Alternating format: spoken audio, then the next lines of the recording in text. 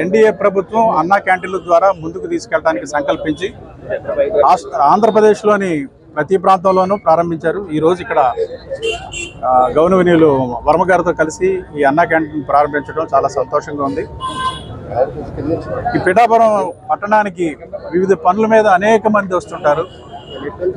వేళకి వారికి అల్పాహారం కానీ భోజనం కానీ అందటం చాలా కష్టంగా ఉంటుంది.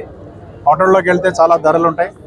అటువంటి వారికి 5 రూపాయలకే ఉదయం అల్పాహారం, మధ్యాహ్నం భోజనం అందించడం అనేది ఒక గొప్ప కార్యక్రమం. పవన్ కళ్యాణ్ గారు కూడా డొక్కా సీతమ్మ గారితో పేరుతో వాడవాడలా ఈ ఆహార శిబిరాలు పెట్టాలని ఒక గొప్ప సంకల్పాన్ని 2019 నుంచి చెప్తూ వచ్చారు. ఈ ఎన్డీఏ కూటమిలోకి వచ్చిన తర్వాత ఆవిడ ఆ మహాతల్లి పేరును పాఠశాలలో జరిగే మధ్యాహ్నం ఆహార పథకానికి ఆ పేరు పెట్టడం వల్ల ఈ అన్నా క్యాంటీన్ల పేరు మీద ఇవి కొనసాగించడానికి పవన్ కళ్యాణ్ గారు కూడా అంగీకారం తెలిపారు. సంతోషంగా ఉన్నారు. అందులో భాగంగానే ఇక్కడ క్యాంటీన్ ప్రారంభిస్తున్నామని చెప్పంగానే ఆయన వేరే కారణాల వల్ల ఇక్కడికి రాలేకపోయారు. వెళ్ళి ఈ కార్యక్రమాన్ని ముందుకు నడిపించమని చెప్పడం వల్ల ఆయన ప్రతినిధిగా నేను ఇక్కడికి వచ్చి ఈ రోజున ఈ క్యాంటీన్ ప్రారంభించడం నా అదృష్టంగా భావిస్తున్నాను.